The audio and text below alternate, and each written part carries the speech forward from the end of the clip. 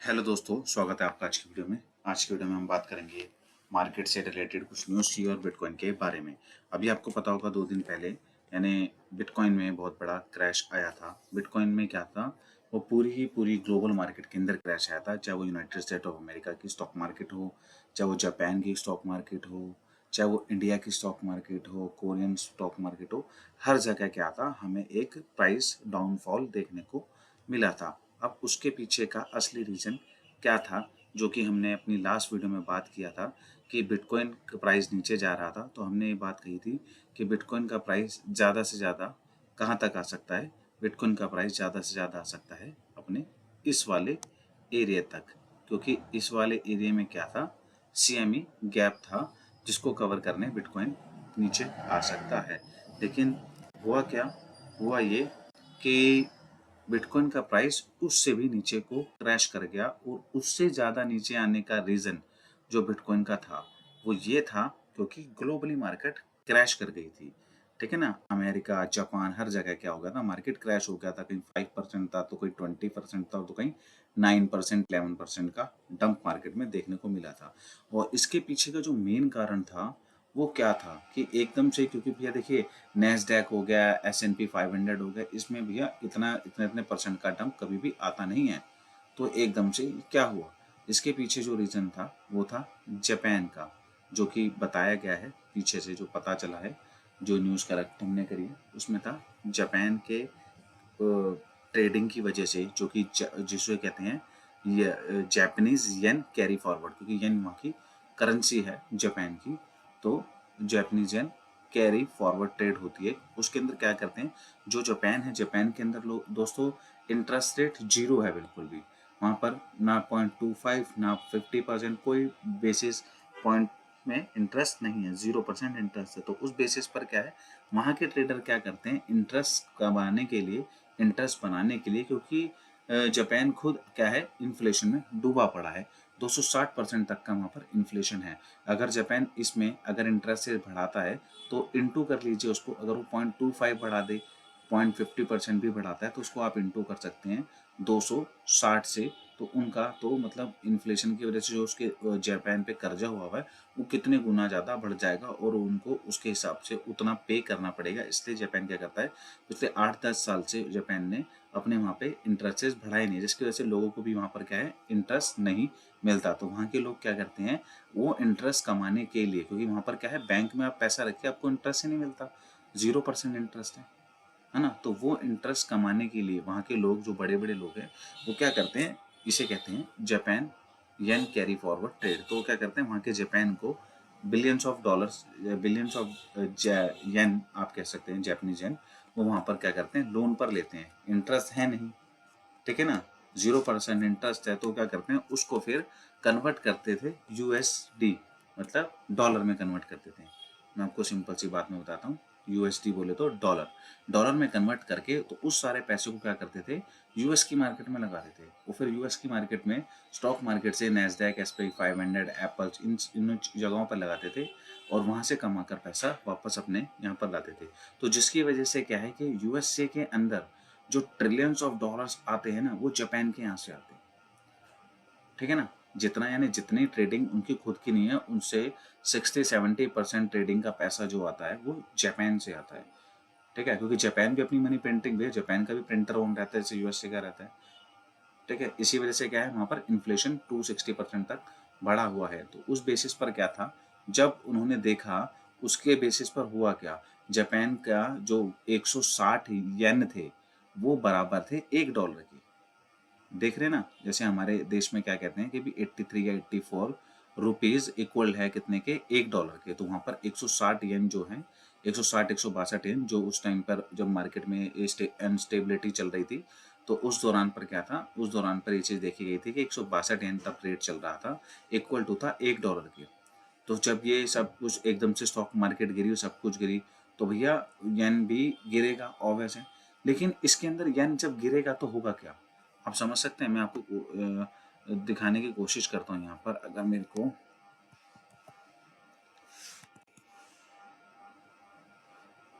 Currency forex, मैं तो हाँ, मैं आपको भी क्या बता रहा था, हाँ, तो उस केसेस पे हुआ क्या, जब भैया सब कुछ गिरा, स्टॉक मार्केट गिरी, तो भैया सबका ही बुरा हाल था, सारे ही जगह पर गिरे जा रहा था। तो एकदम से हुआ क्या, एकदम से हुआ ये कि भैया इनका भी करेंसी गिरने लग गई। अब इनके करेंसी के गिरने का मतलब क्या था, इनके करेंसी के गिरने का मतलब था भैया 160 से आगे 140 पर। जब 160 से 40 पर प्राइस आएगा तो क्या होगा, 140 पर आ गया येन का प्राइस, तो 140 इक्वल टू $1।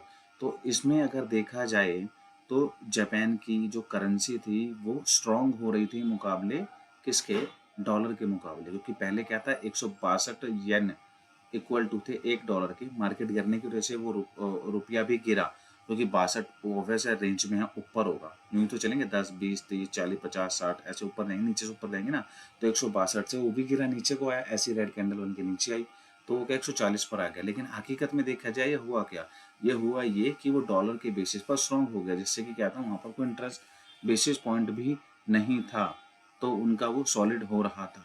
तो जापान ने क्या कहा कि मैं क्या करता हूँ, मैं अपना एक इंटरेस्ट बढ़ाता हूँ, 0% से कुछ परसेंट अपना इंटरेस्ट बढ़ा देता हूँ, जिसकी वजह से क्या हुआ कि मार्केट में हाहाकार मच गया। क्योंकि अगर वो यहाँ पर जापान में अगर इंटरेस्ट बढ़ाएगा, अगर जापान वाला जापानीज कंट्री अगर इंटरेस्ट बढ़ाएगी तो वहाँ के लोग क्या सोचेंगे, अभी तक तो उन्हें इंटरेस्ट नहीं मिल रहा था, तभी तो वो यूएसए में इन्वेस्ट कर रहे थे, यूनाइटेड स्टेट ऑफ अमेरिका की स्टॉक मार्केट में वो इन्वेस्ट कर रहे थे। लेकिन जापान ने कहा कि हम रेट ऑफ इंटरेस्ट यानी अपना बढ़ाएंगे यहाँ पर। जैसे उन्होंने ये घोषणा करी तो क्या हुआ, जापानीज लोगों ने, क्योंकि मैंने क्या बताया भी 60 से 70% पैसा मार्केट में जापानीज लोगों का लगा हुआ है, तो उन्होंने क्या किया, अपना पैसा वहां से विड्रॉल करना शुरू कर दिया और ज्यादा तादाद में। क्योंकि और वैसे अभी सबसे ज्यादा पैसा उनका फिर कहाँ सेफ रहेगा, अपनी कंट्री में ना, क्योंकि पहले तो 0% था, अब क्या था वहां पर इंटरेस्ट उन्हें मिल रहा था। तो इस वजह से क्या हुआ, उन्होंने पैसा निकालना शुरू किया, इस वजह से मार्केट सारी क्रैश हुई। और आपको पता है यूएसए क्या करता है, पूरी दुनिया को लीड करता है, पूरी सारी स्टॉक मार्केट हो चाहे फॉरेक्स मार्केट हो, फॉरेक्स मार्केट करेंसी जो से रिलेटेड होती है, क्रिप्टो मार्केट अपने बीटीसी इथेरियम से रिलेटेड होती है, स्टॉक मार्केट आपको पता है इसमें मल्टी नेशनल और इंटरनेशनल कंपनी सारी आती है जिनके स्टॉक्स होते हैं, चाहे वो हमारे देश के रिलायंस हो, चाहे वो एचसीएल हो, चाहे वो एप्पल हो, चाहे वो कोई भी अलग ट्रेड वो हो।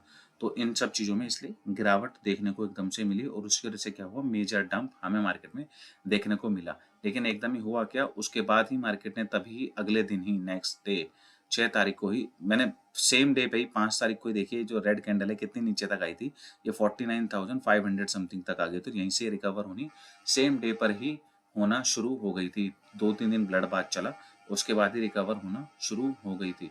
और अभी आप देखेंगे बिटकॉइन एक अच्छे खासे मोड पर है। अगर हम इसे 4 आवर्स के टाइम फ्रेम में लेके चलें, क्योंकि ये जो भी न्यूज़ अभी हम उससे और कवर करते हैं, तो अगर अभी ये जो मोमेंटम बन रहा है यहाँ पर, ये जो 4 आवर की कैंडल इसके ऊपर बनी है, जो फिबोनाची का लेवल है इसके ऊपर चली है, अगर ऐसी 1-2 कैंडल इसके ऊपर बन जाती है तो ये वाला जो रेजिस्टेंस अभी रेजिस्टेंस का काम कर रही है वाली लाइन जो है, तो क्या होगा, ये सपोर्ट में कन्वर्ट हो जाएगी, क्योंकि कैंडल्स इसके ऊपर आ जाएगी। और होना ऐसा ही चाहिए, एक आधे दिन में अभी क्या होना चाहिए, कल तक 1-2 कैंडल ऐसे ही बने, और फिर उसके बाद जब इसे दोबारा टेस्ट करने आए तो उसको सपोर्ट के रूप में टेस्ट करके फिर वापस ऊपर चल जाए, यहाँ से तो मोमेंटम बुलिश होगा। तो क्या होगा, ये वाला पड़ाव जो था हमारा फुलफिल हो जाएगा। क्योंकि अगर ये बाई चांस इसके नीचे आ गया, सॉरी, अगर ये बाई चांस इसके नीचे आ गया तो इसका मतलब ये है, फिर हम इसी वाले चैनल में, ये जो ब्लू लाइन और ये जो ग्रीन लाइन देख रहे हैं, इसी के चैनल में घूमते रहेंगे। और बाई चांस इसके नीचे प्राइस गलती से आ गया तो फिर तो तबाही मच जाएगी। फिर तो आप ये सोच लीजिए कि मतलब ये छोटे छोटे लेवल है ना, ये बहुत आसानी से टूटते रहेंगे और बहुत ज़्यादा प्राइस नीचे आ जाएगा। तो इसलिए क्या है, इस प्राइस को यहीं से ऊपर रहना चाहिए। तो चलिए चलते हैं अपनी न्यूज़ की तरफ, जिसमें हम आगे आपको दिखाते हैं मार्केट में क्या क्या हुआ है। उससे पहले मैं आपको चीज़ें दिखाना चाहूँगा, थोड़ा सा ये जो मैंने स्क्रीनशॉट लेके रखे थे। हुआ क्या था, जैसे ही हमारे को ये ग्लोबल मार्केट क्रैश देखने को मिला था, उसी के नेक्स्ट फर्स्ट आवर्स के अंदर देखेंगे $3 बिलियन का बिटकॉइन ईटीएफ के अंदर क्या इनफ्लो देखा गया था, वॉल्यूम वॉल्यूम हाइक देखा गया था। मतलब क्या था कि जो लोग डर के मारे, या फिर जिन्होंने भी फ्यूचर ट्रेड डेरिवेटिव ट्रेड ले रखी थी, वो बेचारे तो लिक्विडेट हो गए। ठीक है, बहुत से लोगों ने डर के कारण क्या था, अपना बेच ही दिया, बिटकॉइन ही बेच दिया। और क्या था, लेकिन बड़े बड़े जो लोग थे और जो अदर्स लोग थे, वो लोग फटाफट फटाफट क्या करते गए, बाय करते गए, ऐसे ही दूसरे इसमें दिखाता हूँ मैं, जो मैंने लेके रख लिया था, मुझे दिखाई दिया। 30 billion capital investment, the fourth largest hedge fund in crypto bought 500 million $500 के बिटकॉइन ETF में उन्होंने बाय किया था।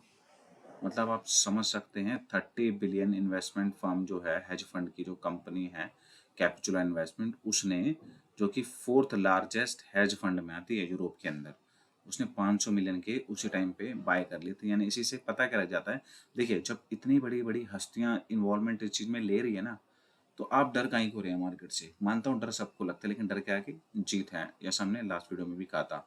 तो ये देखेंगे आप, बड़े बड़े लोग क्या है उसी टाइम पर इसको बाय करने लग जाते हैं। एक ये हैं मिस्टर हंड्रेड, इनका नाम है।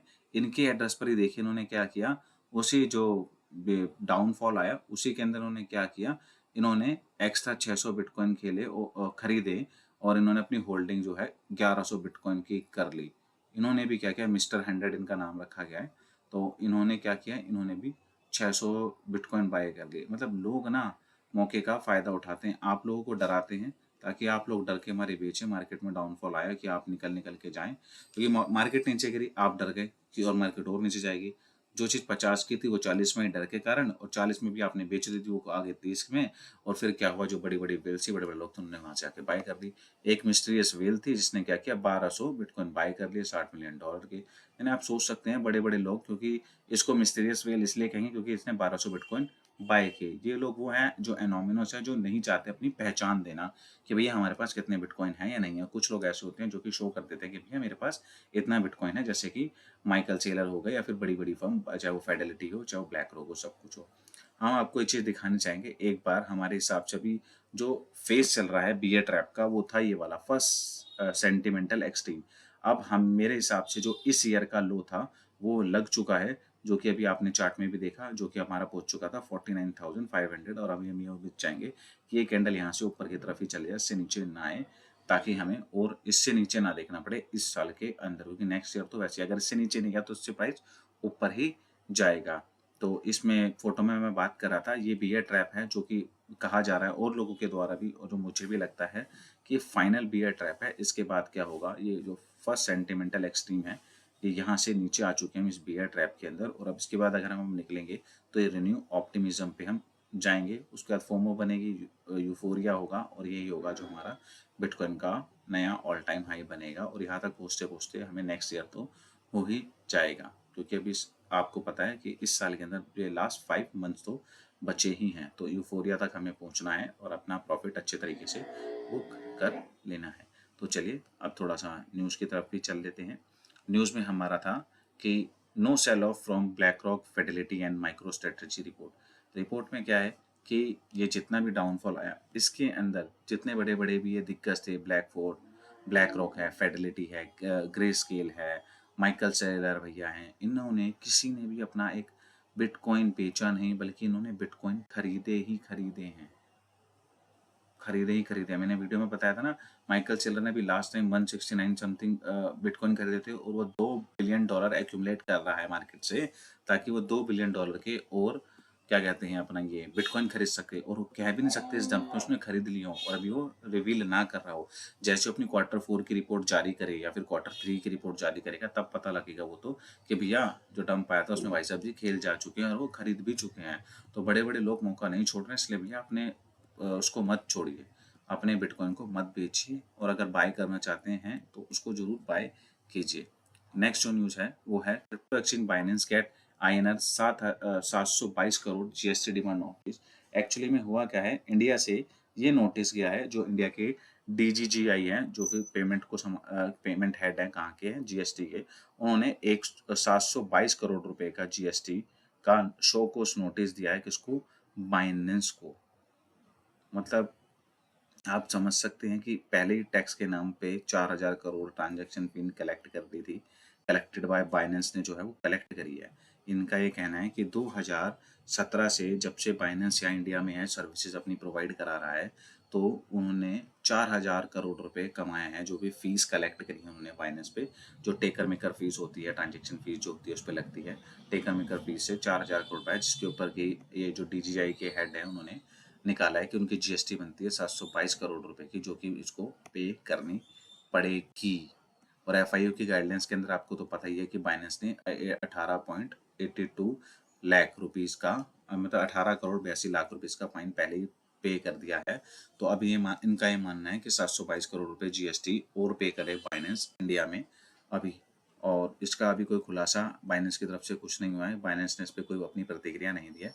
तो जैसे भी इसके ऊपर कोई भी प्रतिक्रिया बाइनेंस की निकल के आती है तो उसको हम अपनी वीडियो में जरूर कवर करेंगे। वैसे मुझे अभी के केस में लगता है नहीं कि बाइनेंस 722 करोड़ रुपए शायद देगा, क्योंकि अभी देखा जाए बाइनेंस ने अपने सेकंड टर्म जो है उसकी ट्रेड कराने की, उन्होंने आप लोगों को तो पता ही होगा कि किस तरीके से एपीके फाइल डाउनलोड होकर चल रही है। और बाइनेंस ने अपना टूल भी निकाल दिया, डेस्कटॉप टूल, जिससे कि क्या है कि लोग बाग उस सॉफ्टवेयर को इंस्टॉल करके अपने लैपटॉप या पीसी में वहाँ से भी ट्रेड कर सकते हैं। एप्लीकेशन ही खाली ब्लॉक करने से कोई कुछ नहीं होता।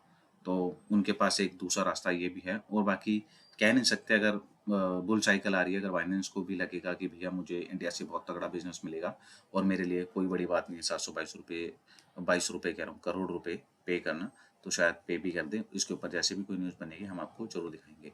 एक बड़ी न्यूज़ है रिपल से, रिपल टू पे $125 मिलियन इन सेक लॉसूट। क्या हुआ एक्चुअली में, जो रिपल था उसका जो केस चल रहा था, आपको पता है कि वो सिक्योरिटीज में आता है, वो खत्म हो चुका है। वहाँ जो जज जो वो क्या कहते हैं, हाँ, जो जज हैं उन्होंने बोल दिया है कि सिक्योरिटीज में ये नहीं आता। लेकिन जो इन्होंने पहले जो प्राइम में जो इन्होंने सेल्स करवाई थी, एक्सआरपी को बेचा था, इंस्टीट्यूशनल इन्वेस्टर बनकर जो इन्होंने एक्सआरपी की सेल कराई थी पहले, तो उसके ऊपर जो इनकी पेनल्टी लगी है वो लगी $125 बिलियन की। और जिसकी वजह से क्या हुआ है, ये रिपल एग्री है, उसको पे करने में कोई इशू नहीं है। रिपल बहुत बड़ी क्रिप्टो करेंसी है, टॉप 10 क्रिप्टो करेंसी में आता है एक्सआरपी का नाम।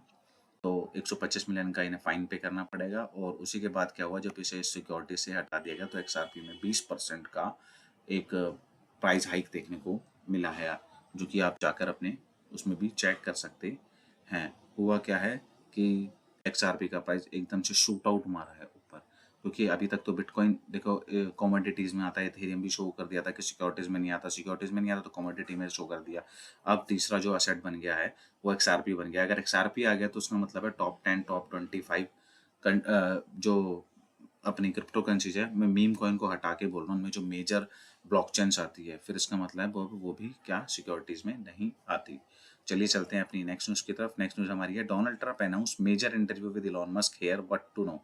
एक्चुअली में क्या है, डोनाल्ड ट्रंप और इलॉन मस्क के रिलेशनशिप के बारे में तो अभी आपको पता ही चल रहा होगा, बहुत फ्रेंडली जोन दोनों का चल रहा है। और इलॉन मस्क भी थोड़ा डोनाल्ड ट्रंप को आने वाले इलेक्शन के लिए थोड़ा सपोर्ट कर रहे हैं या फिर, तो इसके बेसिस पर क्या है कि ट्विटर पे, जो कि इलॉन मस्क का अपना एक प्रोजेक्ट है, इलॉन मस्क का ही है ट्विटर, उसके ऊपर क्या है डोनाल्ड ट्रंप और इलॉन मस्क अपना इंटरव्यू करेंगे, चर्चा करेंगे, गुफ्तगू होगा, जो कि हो सकती है मंडे को।